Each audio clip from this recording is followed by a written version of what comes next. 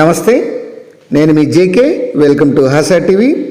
వాహనాల రద్దీతో నిత్యం కిటకిటలాడే పాత చెన్నై అంటే మద్రాస్ రోడ్డు ఇది అభివృద్ధి చేయాలని మరొకసారి ఇక తెర మీదకి వచ్చింది.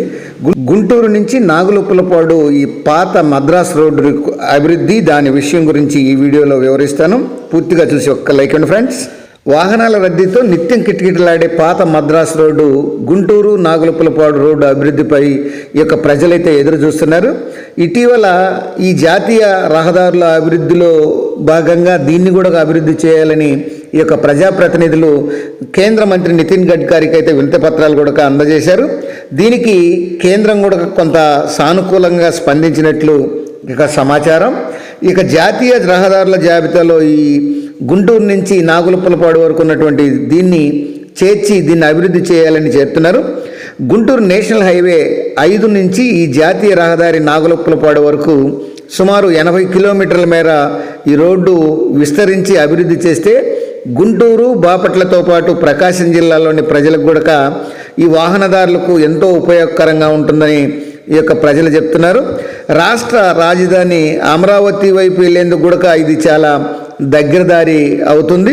అట్లాగే గుంటూరు బాపట్లతో పాటు జిల్లాలోని పలు వాహనాలకు కూడా ఇది ఎంతో ఉపయోగకరంగా ఉంటుంది. దీన్ని డబల్ రోడ్ లైన్గా ప్రజెంటు మారిస్తే ఈ యొక్క సరిగా వెడల్పు చేస్తే భూసేకరణ చేయాల్సిన అవసరం కూడా లేదు. ఆల్రెడీ ఇది భూసేకరణ కూడా చేసింది. పత్తిపాడు, పెదనందిపాడు, పచ్చూరు, ఇంకొల్లు, రాపూడి, కొనికి తదితర గ్రామాల్లో నిత్యం ఈ యొక్క రోడ్డు అనేది డ్రైనేజీ కాలువలను కూడా ఆక్రమించుకొని కట్టడాలు అనేది చేశారు. అయితే ఈ కట్టడాలన్నింటినీ తొలగించి ఈ రహదారిని విస్తరిస్తే ఈ యొక్క ఇది సురక్షితమైన రహదారిగా ఏర్పడుతుందని ప్రజలైతే భావిస్తున్నారు.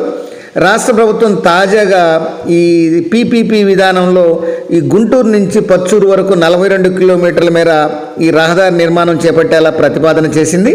అయితే రాష్ట్ర ప్రభుత్వం దీన్ని ఈ యొక్క గుంటూరు నుంచి ఈ నాగులుప్పలపాడు వరకు ఈ రోడ్డును జాతీయ రహదారుల నేషనల్ హైవేల కింద చేర్చే విధంగా కేంద్ర ప్రభుత్వం ఒత్తిడి తెచ్చి దీన్ని ఆ జాబితాలో చేర్చే విధంగా చేస్తే రాష్ట్ర ప్రభుత్వానికి భారం కూడా తగ్గుతుంది.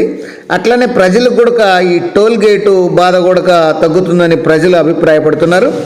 ఈ పాత చెన్నై రహదారిని అభివృద్ధి చేయడం వల్ల ఈ చెన్నై, కోల్కతా, ఒంగోలు యొక్క దిగుమరి వంటి జాతీయ రహదారులకు ఇది ప్రత్యామ్నాయంగా ఉంటుందని ఈ యొక్క నిపుణులు కూడా అభిప్రాయం వ్యక్తం చేస్తున్నారు.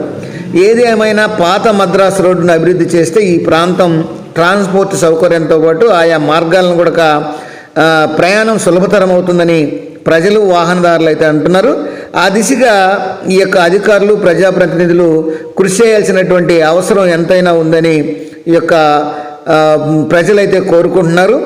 ఎన్నో ఏళ్ళుగా ఇది పాత మద్రాస్ రోడ్డు అంటే ఈ యొక్క గుంటూరు నుంచి ఈ యొక్క నాగులుప్పలపాడుకు అభివృద్ధి చేయాల్సిన అవసరం ఎంతైనా ఉంది. ఎన్నో ఏళ్ళుగా ఇది ఈ కళ నెరవేరకుండా ఉంది. ప్రజెంటు రాష్ట్ర ప్రభుత్వం ఇక కేంద్రం చెప్పిన పనులన్నిట్లు కూడా రాష్ట్రం చెప్పినటువంటి పనులన్నిటి కూడా కేంద్రం కొంత సానుకూలంగా స్పందిస్తున్న నేపథ్యంలో ఈ యొక్క నేషనల్ హైవే గుంటూరు 5 నుంచి ఈ నాగులుప్పలపాడు వరకు ఈ రహదారిని డబల్ లైన్గా మారిస్తే ఎంతో ఉపయోగకరం అనేటువంటి అంశం మళ్ళీ తెర మీదకి రావడం కొంత హర్షించదగ్గ విషయం. అది ఫ్రెండ్స్, మరొక అంశంతో మళ్ళీ మీ ముందుంటాను ఫ్రెండ్స్. జై హింద్.